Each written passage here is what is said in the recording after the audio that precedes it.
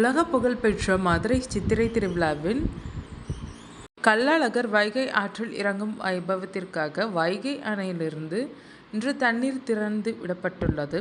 லட்சக்கணக்கான பக்தர்கள் முன்னிலையில் நடைபெறும் இந்த பிரம்மாண்ட விழாவிற்காக ஆற்றில் போதிய அளவு நீர் இருக்க வேண்டும் என்பதால் அரசு இந்த அதிரடி முடிவை எடுத்துள்ளது. அணையிலிருந்து சீறி பாயும் இந்த தண்ணீர் மதுரையை சென்றடைந்ததும் விழாக்கோலம் பூண்டுள்ள அந்த பகுதியே மக்கள் வெள்ளத்தில் மிதக்கும் என்று எதிர்பார்க்கப்படுகிறது. தமிழக அரசின் உத்தரவின் பேரில் பொதுப்பணித்துறை அதிகாரிகள் வைகை அணையின் மதகுகளை திறந்து வைத்தனர். இதன்படி வரும் 28ஆம் தேதி வரை 5 நாட்களுக்கு மொத்தம் 216 மில்லியன் கன அடி தண்ணீர் தொடர்ந்து வெளியேற்றப்படும் என தெரிவிக்கப்பட்டுள்ளது. இந்த தண்ணீர் வைகை ஆற்றின் தரைப்பாலங்களை கடந்து ஆழ்வார்புரம் பகுதியை எட்டும்போது கள்ளழகரை வரவேற்க மதுரை மக்களும் தயாராகி விடுவார்கள்.